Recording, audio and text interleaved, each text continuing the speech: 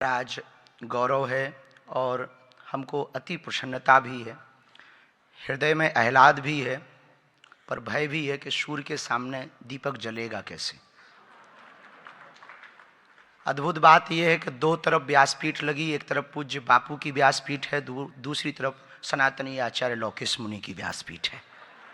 दो व्यासपीठ के बीच में हम फंसे हैं, पर सबसे ज़्यादा सुरक्षित आज हम हैं, क्योंकि हम मध्य में, एक तरफ वयोवृद्ध, दूसरी तरफ भी वयोवृद्ध, पर थोड़ा बापू से दूसरी उम्र के, पर हमारे लिए दोनों वयोवृद्ध हैं।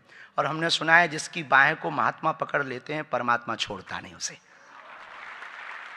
और इतना ही नहीं, एक दूसरी तरफ एक ऐसा भारत का व्यक्तित्व विराजमान है जिन्होंने हमको भी 2 बार आपकी अदालत में फंसाया, बुलाया प्रेम पूर्वक भी, बहुत खट्टी मीठी बातें हुई और हमारे अंदर के उबाल को उन्होंने उबालने की बहुत कोशिश की, परंतु हमने जीवन में बहुत कुछ सीखा कि सरलता के साथ भी जीवन को जिया जा सकता, बिना शोर मचाए भी शांति पाई जा सकती है। वो यदि हमने सीखा है तो हमारे अति प्रिय श्री रजत शर्मा जी के द्वारा हमने वो चीज़ सीखी है, आज वो भी है। दूसरी सौभाग्य ये है कि पूज्य बापू एक ऐसे महापुरुष हैं जिनके सामने बहुत कुछ कहना।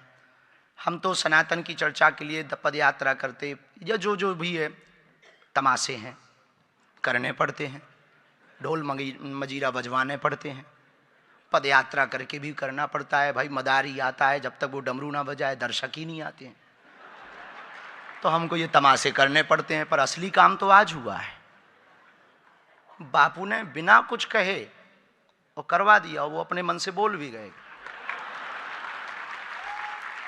वो बात सही है कि इस देश में जन्म लेने वाला व्यक्ति कोई भी तनातनी नहीं है, सब सनातनी है, ये बात सही है।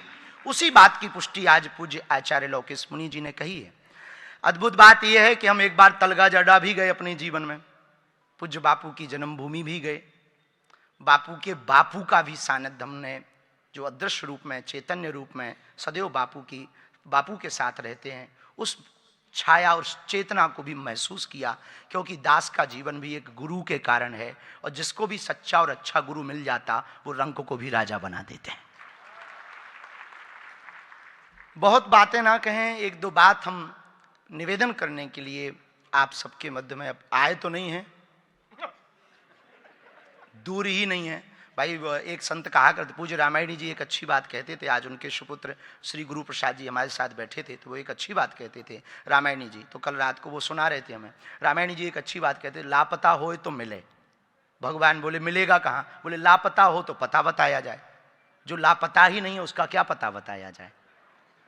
तो हम दूर नहीं थे, पूज्य मुनि जी की आज्ञा लगी कि आपको, आचार्य मुनि जी की आज्ञा लगी कि आपको आना है, तो यहाँ कथा करके उत्तर प्रदेश से आए। एक बात हम कहना चाह रहे हैं, जो हमने बापू से सीखा वो अद्भुत है। जीवन में याद रखना, हमारे पास बहुत लोग आते हैं और हमसे कहते हैं कि बाबा तुम पे हनुमान जी की कृपा है, सन्यासी बाबा की कृपा है, हमारा मन ठीक कर दो, वो हमारे भाई का मन ठीक करो, लोगाई का मन ठीक करो, पड़ोसी का मन ठीक करो, पड़ोसन का मन ठीक करो। तो हमने एक दिन उससे हंस के पूछा कि ये बता तेरा खुद का मन ठीक है? तो बोला ये तो हमने सोचा ही नहीं है। हम कहा फिर तू अपनी ठटरी भरा, सोचा ही नहीं। फिर दूसरे प्रकार के लोग आते हमारे पास, काम हमारे मन का नहीं है, दुकान हमारे मन की नहीं है, मकान हमारे मन का नहीं है, नौकर हमारे मन का नहीं है, नेता हमारे मन के नहीं है, देश हमारे मन का नहीं है। तो हमने उससे पूछा तेरा मन तेरे मन का है भैया? दुनिया में कुछ भी तुम्हारे मन का नहीं है, पर क्या खुद का मन तुम्हारे मन का है? हम दुनिया को सुधारने चले हैं, खुद को कब सुधारेंगे? हम दुनिया को बदलने चले हैं, खुद को कब बदलेंगे? और जो पूज्य आचार्य लौकिस मुनि जी ने कहा, हमने बापू जी से यही सीखा। पूज्य बापू जी की सानिध्यता में हम एक बात कहें, मेरे प्रियजनों, एक बात हमेशा याद रखना, जिसकी मस्ती जिंदा है उसकी हस्ती जिंदा है, वरना आदमी जबरदस्ती जिंदा है। हाँ, और जबरदस्ती वाले बहुत लोग हैं। टेंशन यहां किसको कम है? एलोन मस्क भी टेंशन में कि कोई दूसरा अमीर ना आ जाए। जब जो मिनटों में करोड़ों कमाता वो टेंशन में, अपन तो 1000 रुपट्टी में नहीं जी पा रहे, काहे को टेंशन ले। तो हमें लगता है जिसकी मस्ती जिंदा है उसकी हस्ती जिंदा है, वरना आदमी जबरदस्ती जिंदा है। ये हमने बापू से सीखा, ये बापू से ही सीखा। एक दिन हमने बापू की कथा सुन रहे थे तो बापू ने खलील जिब्राम का वो करते हुए एक शायरी बड़ी गजब की, बल्कि बापू के शायरी चुरा के अपन भी चिपकाते हैं, हाँ, और अपन भी बाय बाय ही लूटते हैं।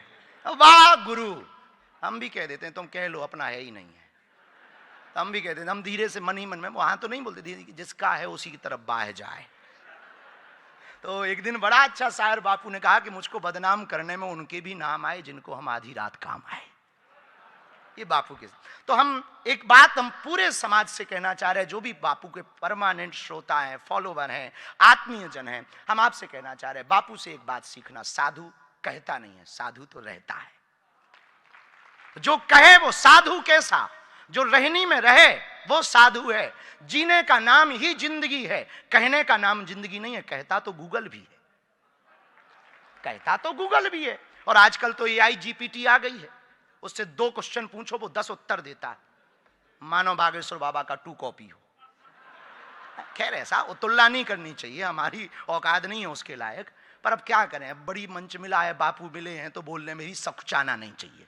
हम पहले सकुचाते थे, तो एक दिन हमको मलुक पीठ वाले महाराज जी ने एक बहुत अच्छी बात कही, बोले बेटा तुम संकोच छोड़ो, जब बड़ों के सामने खुलोगे ना तभी खिलोगे। हाँ, बड़ों के सामने खुलोगे तभी खिलोगे। हमें लगता है कि नादानी नहीं करनी चाहिए, पर कुछ कुछ हो भी जाए तो क्षमा करने का उनके अंदर सामर्थ्यता होती। बड़े तब तो बड़े होते, जो क्षमा करे वो बड़े। तो मेरे प्रियजनों, हम प्रार्थना करें जितने भी पूज्य बापू के जितने भी श्रोता हैं, परमानेंट श्रोता, हमें देखो साधु तो हमेशा, आचार्य रजनी सोसो एक बहुत अच्छी बात कहते हैं कि साधु उपदेश देता है, राजा आदेश देता है।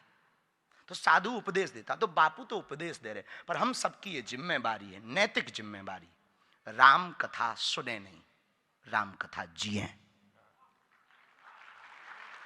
और आप राम कथा सुनकर के राम कथा जी ना पाए तो ना राम कथा सुन पाए ना राम के हो पाए, हमें लगता है हराम के हो पाओगे, राम के ना हो पाओगे। खैर हराम में भी राम है, बुरा ना मान जाना कि कल के दिन कोई कंट्रोवर्सी कर दे, और कर भी दे तो ठटरी बराए, हमें कौन सा उसके घर थाली खाने जाना है, भैया बुलाएगा ही नहीं, हमारा वीडियो ही नहीं देखेगा, अनफॉलो कर ले, ठटरी बरा। तो आप राम कथा केवल सुनो नहीं मेरे प्रियजनों, बापू बैठे वरना हम मेरे पागलों भी कहते हैं। तो हम एक बात प्रार्थना करें कि राम कथा सुनो नहीं, राम कथा जियो, और जीने के लिए मस्ती जिंदा रखो। दुनिया क्या कहती, आचार्य मुनि जी ने यही कहा, दुनिया क्या कहती। जब हम चलते हैं तो सब अपनी अपनी दृष्टि से देखते, कोई कहता नया लौंडा आ गया, कोई कहता है बाबा आ गया, कोई कहता अब हिंदू मुसलमान करेगा। सच ये है हम हिंदू मुसलमान नहीं करते, हम सिर्फ हिंदू हिंदू करते। हाँ ये सच है, हम मुसलमानों के विरोधी नहीं है। मुसलमानों के विरोधी होते तो अब्दुल कलाम की चर्चा रहीम रसखान के दोहे ना गाते। तो हम इनके विरोधी नहीं है, लोगों को लगता है तो हम भी कहते थे बेटा सेम टू यू, कौन बेफिजूली में अपना मुंह खराब करे। तो कई लोग कहते कि आपके लिए तो बहुत लोग बोलते, ऐसा कहते वैसा कहते। हम कहा हाथी चलता है, चलने दो, उनका अपना काम। तो हमने अपने गुरु से एक बात सीखी, हमारे गुरु अक्सर किसी का एक छंद कहा करते थे। दादा गुरु जब अक्सर रात को बैठते थे झोपड़ी में, बागेश्वर धाम की उस झोपड़ी में तलहटी के किनारे जब बैठते थे, तब हमारे गुरु एक हमेशा छंद बोला करते थे, तारा की ज्योति में चंद छिपे नहीं, सूर्य छिपे नहीं, बादल छाए, रन चढ़ियो रजपूत छिपे नहीं, दाता छिपे नहीं, घर मांगन आए, चंचल नारी के नैन छिपे नहीं, प्रेम छिपे ना, पीठ दिखाए, गंग कहें सुनो शाह अकबर, कर्म छिपे न भभूति लगाए। कर्म कभी भभूति लगाए से नहीं छिपते हैं। तो आप एक बात याद रखना कि हम कोई भी काम करें ये देख करके करें कि वो देख रहा है, ये देख कर करें। हम दुनिया से तो छिप सकते हैं, उससे नहीं छिप सकते हैं, वो तो हमेशा सदा है, सदैव देख रहा। और बड़ी अद्भुत बात है कि देश की राजधानी में हमारे अति प्रिय आचार्य लोकेश मुनि जी विश्व शांति केंद्र की स्थापना के लिए पूज्य बापू की व्यासपीठ को लेकर के आए, और निश्चित रूप से इस व्यासपीठ में स्थापना नहीं, उद्घाटन ही कर दिया इन्होंने। उद्घाटन हो गया। अब तो मिशन उद्घाटन हो गया? हमें पता ना लगा। नहीं, हमें पता ना लगा। तो पूज्य बापू जी ने उद्घाटन ही कर दिया। तो पता भी लग जाता। हाँ, ये सही है। हाँ, ये ठीक है। महाराज जी कह रहे हैं कि आपसे रसीद भरवाएंगे तो आपको पता लगेगा। अब सच ये बात है कि हमारा बाल्यकाली भिक्षा मांग के शुरू हुआ, अब अभी तो मांग ही रहे हैं अस्पताल के लिए। तो ठीक है, आप हमारी काटना, हम आपकी काट देंगे। आप विश्व शांति केंद्र की हमसे कटवा लो, हम कैंसर हॉस्पिटल की अपनी कटवा लेंगे, हिसाब बराबर। मेरे कपड़ों में जेब नहीं है, इनके जब्बे में 2-2 जेब है। कसम खा के कह रहे 1 रुपया नहीं है, जेब जरूर है, रुपया एक नहीं है। जो है वो पोटली में, और पोटली हम साथ लेके नहीं आए क्योंकि बापू की पोटली थी तो हमने अपनी बारी धर ली। हम कहा बड़ी वाली अभी चल रही, छोटी वाली इधर ही रहो। तो हमने हनुमान जी को भी कहा कि तुम यहीं बैठो, हम अभी आते हैं, कुछ बोल करके। तो हमारी पोटली में है, लेकिन वो बगल में है आपके, तो ले लेना, हम आपके हैं। बहुत अद्भुत हैं, बहुत सरल हैं। तो हम तो क्या कह दें, बस अंत में यही कहेंगे कि जितने भी पूज्य बापू के श्रोता हैं, राम कथा को जियो, राम कथा में जियो, राम कथा के लिए जियो, क्योंकि जीना भी राम के लिए है और राम को ही जीना है, राम के लिए ही जीना है, राम से ही जीना है। इसी के साथ अपनी वाणी को विराम हम अब फिर कह दें, अतिशयोक्ति तो नहीं होगी पर कह देना चाहिए। हम कहते हैं जैसे एक वो ब्रह्मांड का नियम है कि नेचर में कुछ भी फेंको वो डबल करके देता है, ये नेचर का सिद्धांत है। तो हम बापू फिर से चरणों में कह रहे, इस बार 15 फरवरी को 300 बेटियों का दीकरी की लगन है, तो तमें आ भी जाओ, सादर आमंत्रण है। 300 दीकरी लगन है, गरीब दीकरी है, बहुत गरीब है, और 100 आदिवासी बेटियां हैं जिनके माता पिता नहीं हैं।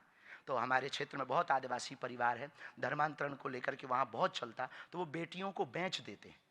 तो इस साल 7वां साल है, हमने पूरे परिवार ने मिलकर, बागेश्वर परिवार ने कहा कि आप बेटियों को बेचो नहीं, कहीं मत करो, उनका कन्या विवाह का पूरा खर्चा बागेश्वर परिवार उठाएगा।